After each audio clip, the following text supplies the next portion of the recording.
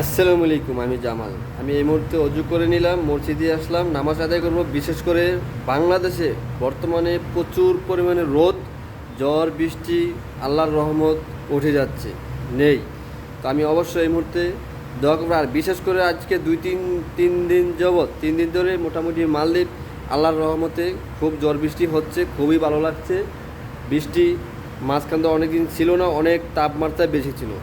আল্লাহর রহমতে মালদ্বীপ কোরআনের আইন মোতাবেক চলে অনেক কিছু।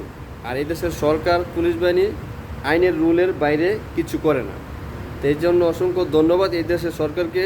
কোরআনের আইন বিধান এই দেশে মেনে চলে।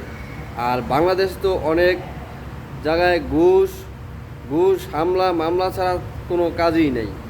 তো এই কারণে কোরআনের আইনগতভাবেও সেরকম দেশের আইন শৃঙ্খলা ঠিক নেই। তাদের অনেক কিছুই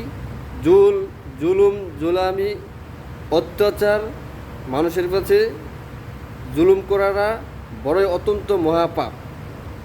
তো মানুষের জুলুমদারি ছেড়ে দেও, মানুষের কাছে সৎ আদর্শ মন নিয়ে থাকুক। ইনশাল্লাহ বাংলাদেশের রহমত আল্লাহ সৃষ্টি দান করব। গজব নাজিল হয় কলুম বিভিন্ন কিছুর থেকেই গজব আল্লাহ পাক রব্বিল আলামিন গজব দেলে বিভিন্ন দেশে। প্রতিটি ইতিহাসের বুকে আছে অনেক দেশে জুলুম অত্যাচার কারণে গজব আসে।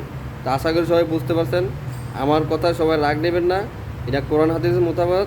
অবশ্যই আপনাদের মাঝে বালা করে কিছু শেয়ার করতে পারলাম না আরও, তো মনে কিছু নিয়েন না। সবাই নামাজ পড়ে দোয়া করেন নিজের সোনার বাংলাদেশের জন্য। আল্লাহ পাক রব্বিল আলামিন অবশ্যই হেদায়েত করবে। তো ভালো থাকেন, সুস্থ থাকেন। খুদা হাফেজ।